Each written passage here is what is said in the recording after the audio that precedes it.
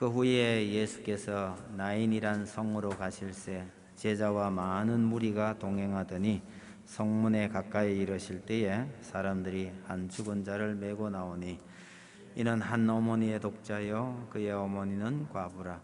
그 성에 많은 사람도 그와 함께 나오거늘 주께서 과부를 보시고 불쌍히 여기사 울지 말라 하시고 가까이 가서 그 관에 손을 대시니 맨 자들이 서는지라.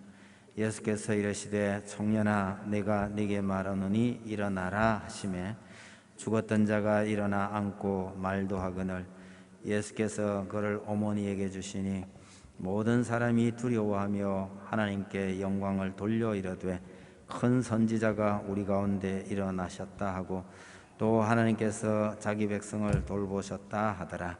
예수께 대한 이 소문이 온 유대와 사방에 두루 퍼지니라. 아멘. 여러분, 썩은 나무에 못 박기라는 말이 있습니다. 아무리 목수가 뛰어난 솜씨를 지녔다고 해도 썩은 나무로는 뭘 어떻게 해볼 도리가 없는 거죠. 임플란트 기술이 아무리 좋다고 해도요, 새로운 이빨을 심을 그 뼈가 약하면 이것도 방법이 없는 겁니다. 요즘은 또 뼈를 튼튼하게 하거나 뼈를 이식하는 수도 있다고 하긴 하는데 그건 다른 얘기로 하고요. 여러분, 목수가 됐든 치과의사가 됐든 아니 어느 누구가 됐든요, 자기 솜씨만 믿고 자랑할 게 아니라 그런 솜씨를 발휘할 수 있는 바탕이 있음을 감사해야 된다. 그 점을 기억을 했으면 좋겠습니다. 아무리 실력이 뛰어난 프로 선수도요, 관중을 우습게 여기면 오래가지 못합니다. 관중 없는 프로 선수가 무슨 의미가 있어요?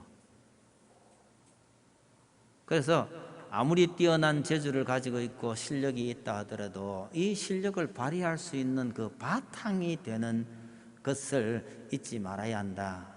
그런 말씀을 드립니다. 과학이 비약적으로 발달하게 되니까 인간이 많이 오만해졌습니다. 실제로 사람들이 만들어낸 것 중에는 진짜 위대하다 아니면 정말 놀랍다고 할 것이 굉장히 많습니다. 그 중에 간단한 예를 하나 들어본다면, 여러분 영화하고 TV의 차이를 아십니까? 영화의 근본은 그림이고요, 텔레비전은 점입니다.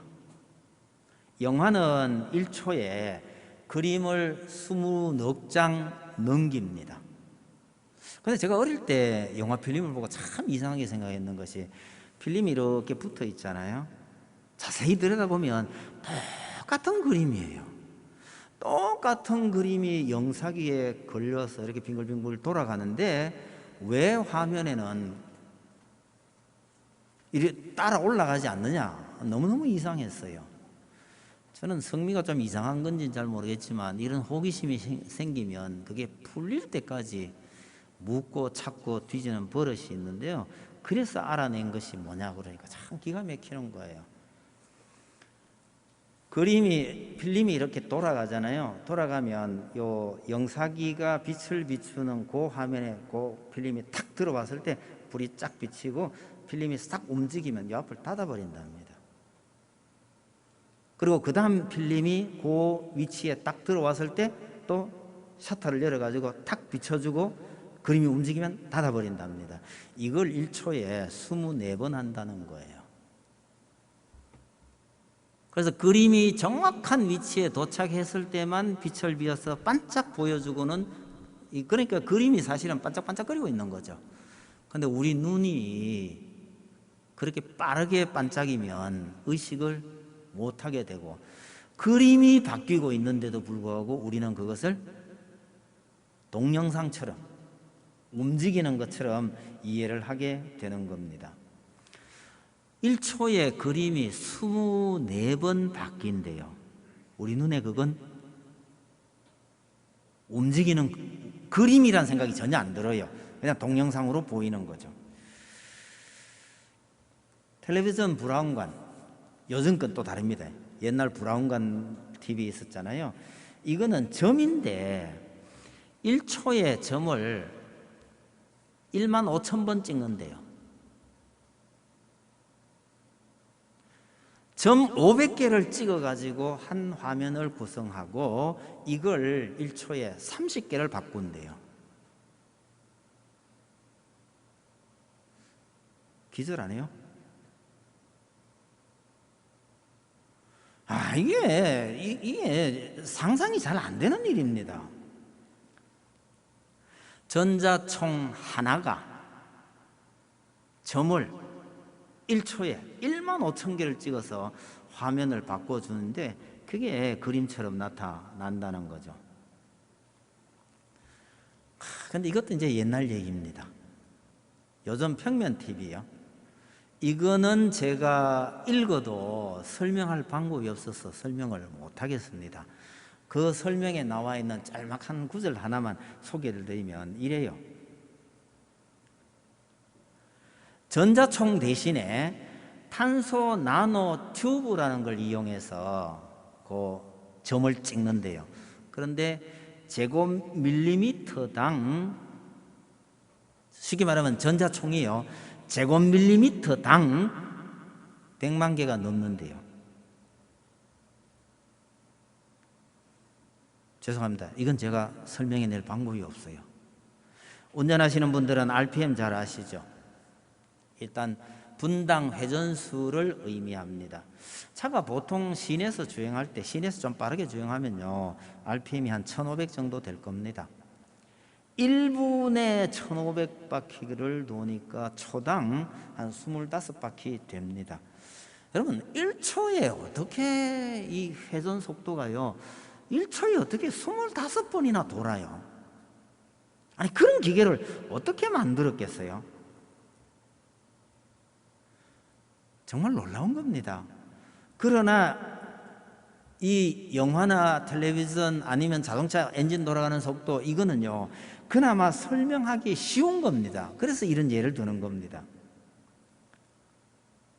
우리가 이해하지도 못하고 설명을 해도 알아듣지도 못할 이런 물건들이 우리 주변에 얼마나 많은지 모릅니다.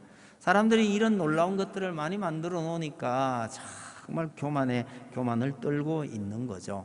그러나 우리가 꼭 기억해야 될 것은요, 이렇게 위대한 물건을 만들고 발견할 수 있었던 것은 그렇게 할 수 있는 좋은 재료가 있었기 때문에 가능했다는 사실입니다.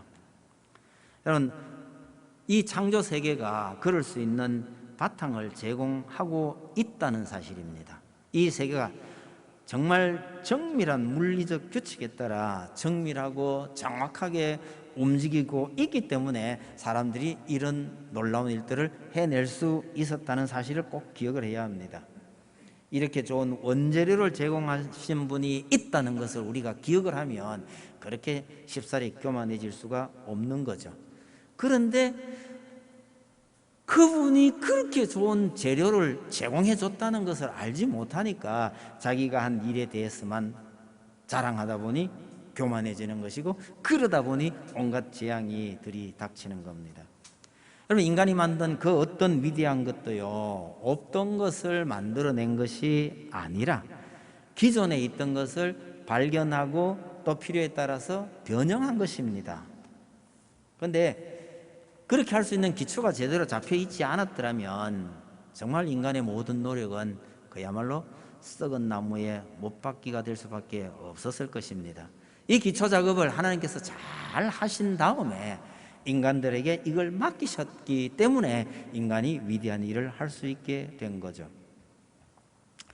서론이 좀 길었습니다마는 지난주 설교의 주인공은 어떤 백부장이었던 것 같습니다. 그러면 오늘은요, 나인성 과부일까요? 자주 말씀드리지만 성경의 주인공은 예수님이십니다. 예수님을 발견하고 예수님에게서 해답을 찾아야 정답이 나옵니다. 그 점을 확실하게 하기 위해서 지난주 본문에 이어진 이 본문을 오늘 말씀드리려 합니다. 첫 번째로요, 백부장의 믿음도 나인성 과부의 불쌍함도 예수님 때문에 의미가 있게 된 것이다, 이 말씀을 드립니다. 본문의 과부는 죽은 아들이 살아나는 체험을 하게 됩니다. 이 여인은 도대체 어떤 믿음을 가졌기에 죽은 아들이 살아난 걸까요? 백부장은 종의 병을 고쳤습니다. 그것이 그가 가진 놀라운 믿음의 결과라고 한다면 이 여인은 그보다 더 큰 체험을 했으니 더 큰 믿음을 가진 것 아닐까요? 그런데 오늘 본문을 읽어보면 너무너무 단순합니다. 이 여인의 믿음에 대해서는 아무런 말이 없습니다. 이 아들이 살아나게 된 단 하나의 이유는 예수님께서 과부를 불쌍하게 여기신 탓입니다. 백부장은 예수님을 모셔오라고 부탁을 했지만 이 과부는 그런 말도 하지 않았습니다. 그냥 예수님께서 찾아오셨을 뿐입니다. 그리고 예상했던 일도 아닙니다. 예수님께서 불쌍한 여인을 찾아오셨을 뿐이고 여인의 믿음과는 아무런 상관이 없는 일입니다. 예수님의 비유에 어떤 포도원 주인이요, 그날 일을 마칠 시간이 다 됐어. 1시간밖에 안 남았는데 일꾼을 찾으러 나갑니다. 일을 시키려는 것이 목적이 아니라 불쌍한 사람을 찾아서 일 한둥 마는둥 시켜놓고는 그날 일당을 나누어 주려는 것이 목적이었습니다. 세상에 이런 포도원 주인이 어디 있어요?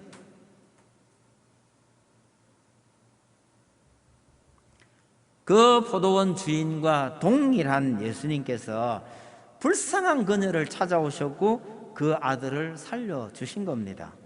그런데 불쌍한 과부가 이 사람 한 사람뿐이었을까요? 만약에 이 사람이 정말 불쌍해서 그 일을 한다고 할 것 같으면 모든 과부나 고아를 다 찾으셔야 되지, 이 여인만 도우시는 건 또 말이 안 되잖아요. 대답을 잘못하면 이 질문이 꼬리에 꼬리를 물고 자꾸 나오게 되어 있습니다. 정답이 아니라는 얘기죠. 이런 질문에 분명한 대답을 찾기가 어려운 것은 그 원인을 과부에서 찾으려고 하기 때문입니다. 실은 이 과부에게 답이 있는 게 아니고 정답은 예수님에게 있기 때문입니다. 그럼 오늘 우리가 읽은 이 7장은 예수는 누구인가에 대한 설명을 하는 장입니다. 그러므로 예수님에게서 답을 찾는다면 그분은 죽음도 초월하시는 분이시다라는 것을 보여주기 위해서 예수님께서 이 사건을 보여주셨다고 생각합니다. 그러면 백부장의 얘기도 좀 달라집니다. 백부장은 믿음이 좋았기 때문에 그 종을 고치게 됐다, 그거보다는요, 예수는 시 공간을 초월하시는 분이라는 것을 보여주기 위해서 예수님께서 그 백부장의 종의 병을 고치신 셈이 됩니다. 따지고 보면 백부장의 위대한 신앙도 예수님의 능력이 있었기 때문에 빛을 보는 것입니다. 하나님께서 정교하게 이 우주를 만들어 두시지 않았다면 과학의 발달은 있을 수 없는 것처럼요, 예수님 없이는 이 백부장의 위대함도 없는 겁니다. 백부장의 믿음 이야기는 위대한 백부장의 이야기가 아니라 시공을 초월하시는 예수님에 대한 이야기이며, 나인성 과부의 이야기는 어느 불쌍한 과부의 이야기가 아니라 죽음도 초월하는 예수님의 이야기입니다. 이런 일을 사람들이 목도해야 훗날 예수님께서 죽으셨다가 다시 부활해도 수긍하게 될 것입니다. 아, 그분에게는 충분히 있을 수 있는 일이야. 왜? 그 전에 죽은 자를 살리시는 걸 봤다, 이렇게 될 거 아니겠어요? 예수님이 계시다면 죽음이 끝이 아니라 새로운 삶의 시작일 수도 있습니다.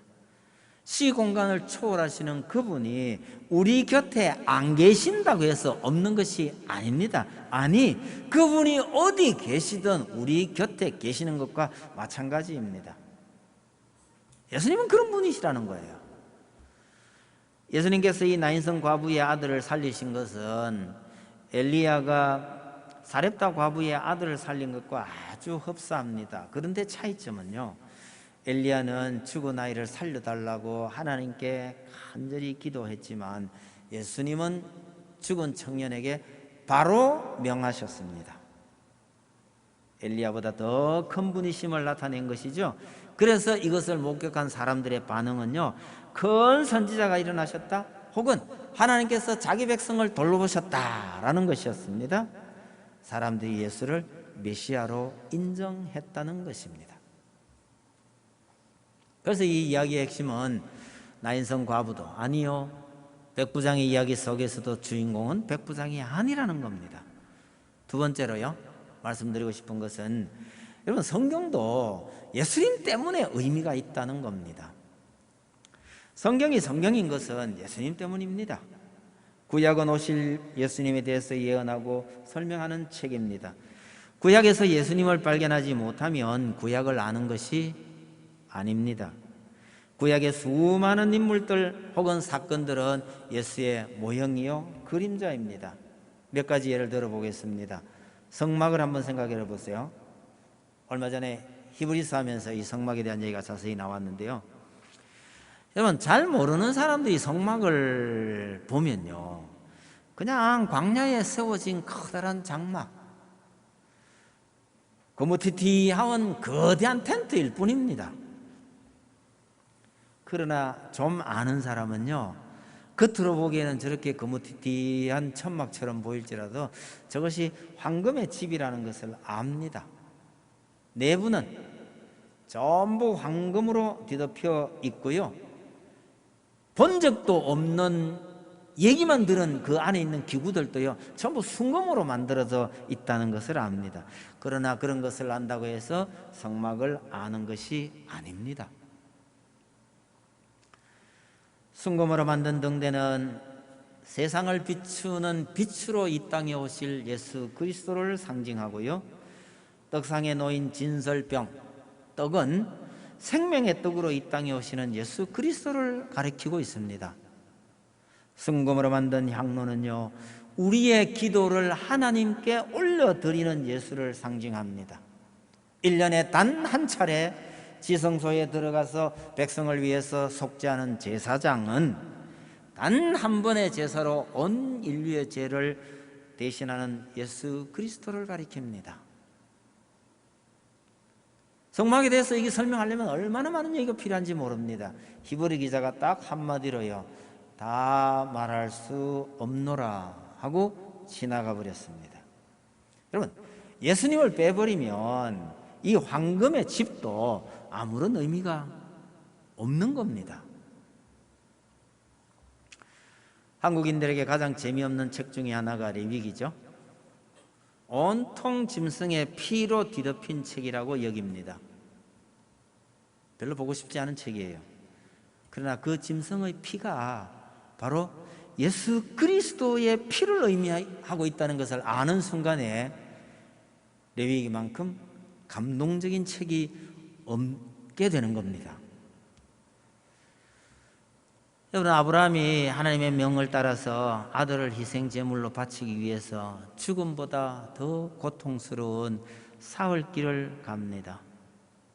바로 그 아픔이요, 같은 장소에서 독생자를 희생시키는 하나님 아버지의 아픔이란 것을 알지 못하면 하나님은 정말 무지막지한 분으로 여길 수밖에 없습니다. 어떻게 아들을 잡아서 제사 드리려고 하느냐?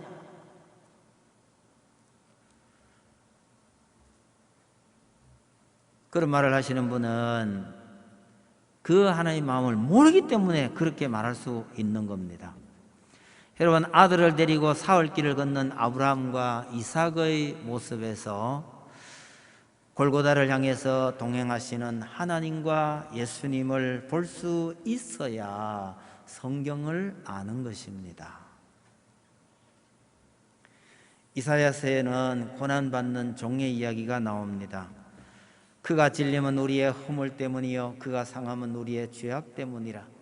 그가 징계를 받음으로 우리는 평화를 누리고 그가 채찍에 맞음으로 우리는 나음을 입었도다, 이러죠. 우리는 이사야가 상세하게 묘사하고 있는 이 종의 이야기가 바로 예수님의 이야기라는 것을 알기 때문에 이사야를 가리켜서 제5복음서라고 부릅니다. 그러나 유대인들은 아직도 그 종이 누구를 가리키는지 모르고 있습니다. 결국은 이사야서를 모르는 거라는 얘기입니다. 아니, 내용도 모르고 뜻도 모르면서 그냥 성경을 귀중하게만 여기고 있는 겁니다. 안타까운 일이죠.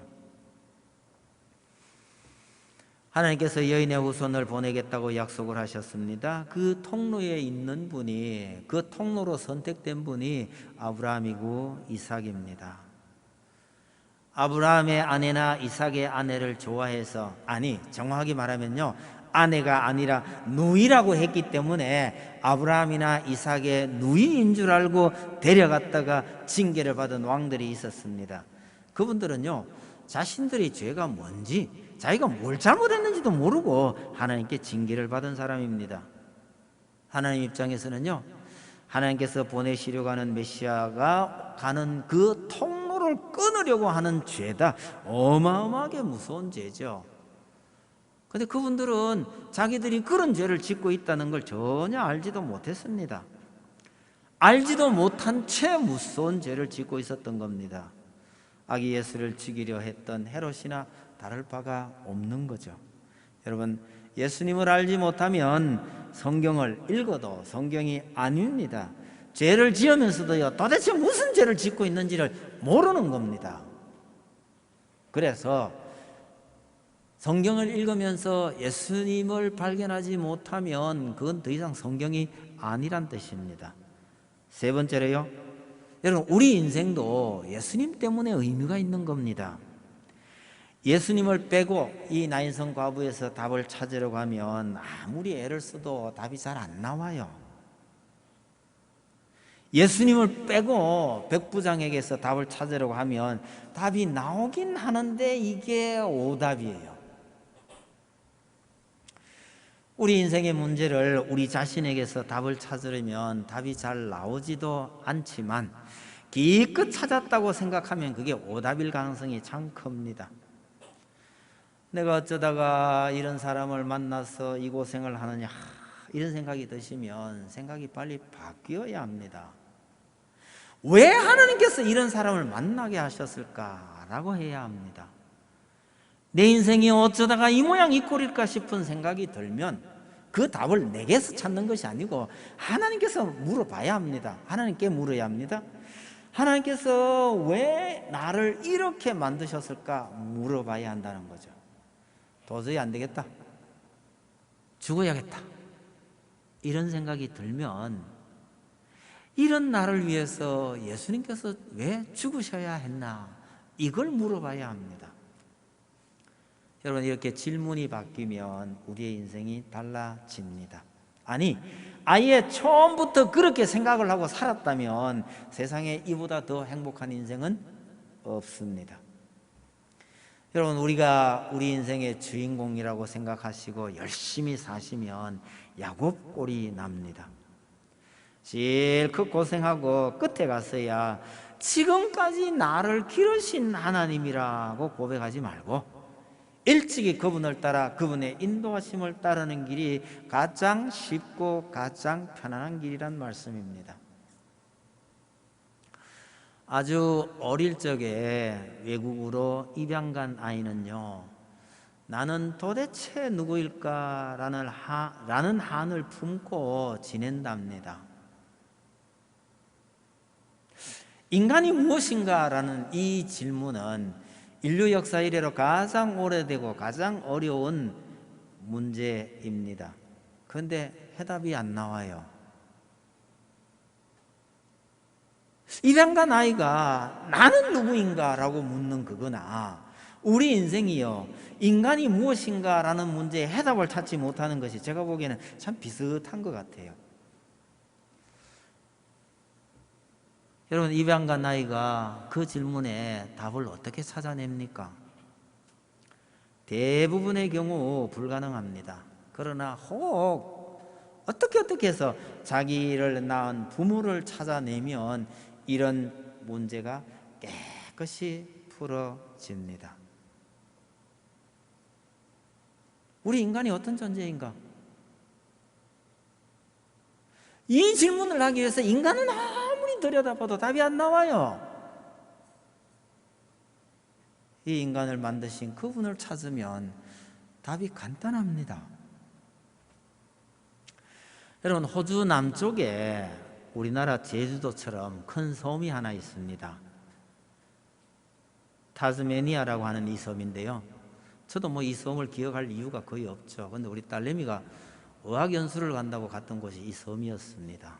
그래서 이 섬을 제가 기억을 하는데요, 이 섬에 5살 때 입양되어 갔던 한 청년이요, 대학원 다닐 나이에 구글 어스를 통해서 이름도 모르는 자기 고향과 어머니를 찾았다는 이야기가 8년 전에 있었습니다. 그로부터 5년 후, 그러니까 지금부터 3년 전에요, 이 청년의 이야기가 영화화 됐습니다. 무슨 영화인지 알고 싶으시면요, 25년 만에 고향을 찾은 청년, 뭐 이렇게 검색을 하면 나올 겁니다. 주인공 이름이 사루라는 청년인데요, 호주에서 자기가 어릴 때 고향이 나면 지구 반대쪽 인도에 있는 거예요. 지명도 몰라요.